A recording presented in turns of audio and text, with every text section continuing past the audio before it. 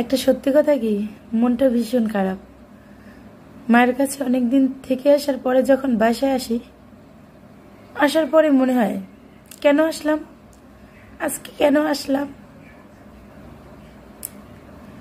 সত্যি কথা, যখন বাইরে থেকে আসি, পিছন পিছন যখন বোন দুইটা, বৌমণি, ছোট বৌদি, কাকি, জেঠি, কাকা, কাকি, বাবা, মা আসে,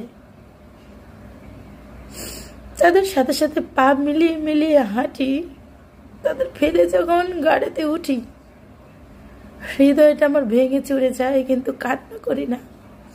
কেন করি না? চাইলে মার আরো কষ্ট হবে। আস্তে আস্তে ভাবি, এখনো মা আছে, বাবা আছে। খারাপ লাগলে বা এমনিতেও ভালো না লাগলে মায়ের বাবার কাছে চলে যাই। হয়তো মা বাবা কারণে চিরকাল থাকে না, যখন মা বাবা থাকবে না, কার কাছে যাব, কোথায় যাব?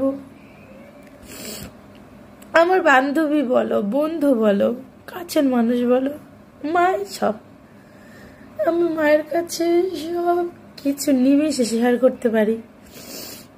ভাবি, যখন মা থাকবে না, কার কাছে বলবো মনের কথা? মাঝে মাঝে অনেক কষ্ট হয়। চুপচাপ থাকে, আমার বাবার বাবা এসে জিজ্ঞাসা করে কি হয়েছে, মন খারাপ কেন।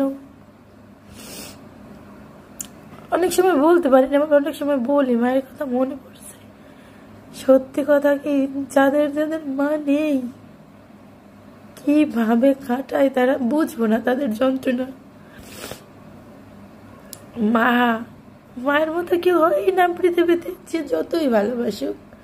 মায়ের কাছে, আমার মায়ের কাছে দামি কিছুই নেই, কিন্তু মায়ের ভালোবাসার থেকে দামি আর কিচ্ছু হয় না।